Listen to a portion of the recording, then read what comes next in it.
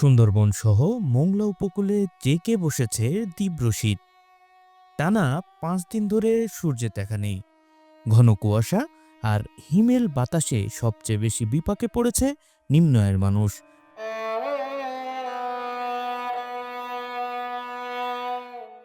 ঘন কুয়াশায় ঢাকা চারপাশ, ভর দুপুরেও দেখা মিলছে না সূর্যের।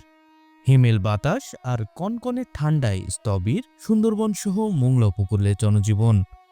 গত কয়েকদিন ধরে এই এলাকায় তাপমাত্রা ওঠানামা করছে 10 থেকে 12 ডিগ্রি সেলসিয়াসের মধ্যে। তীব্র শীতে জরুরি প্রয়োজন ছাড়া ঘর থেকে বের হচ্ছেন না সাধারণ মানুষ। তো নতুন এবং ফিরে আসা গ্রাহকদের জন্য নগদে চলছে ক্যাশব্যাক সহ প্রতিদিন হাজারো উপহার জেতার সুযোগ। হবে আশা আর ফেরা, সারপ্রাইজ সেরা।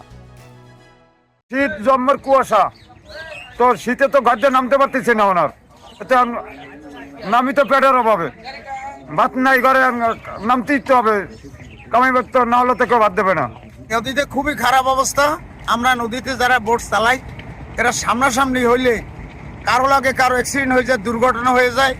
এতে তো আমরা কেউ দায়ী না, আমাদের কিছু করার নাই। তো আমরা গরিব মানুষ, আমরা এই বোট চালাই শীতে, ঠান্ডায়, কুয়াশায় খুব আমরা ক্লান্ত। এই নদীতে এত কুয়াশা, আধা ঘন্টার পথ আসতে 1.5 ঘন্টা লাগছে।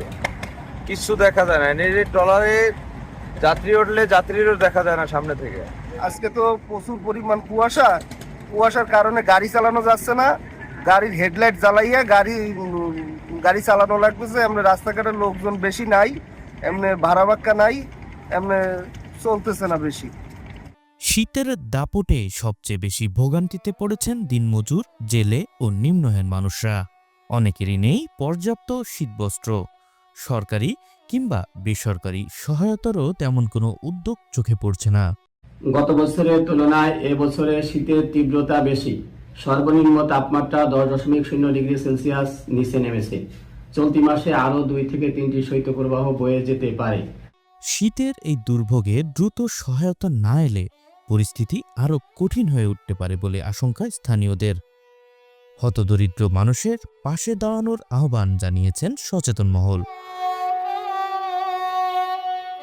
Desk report, channel 24।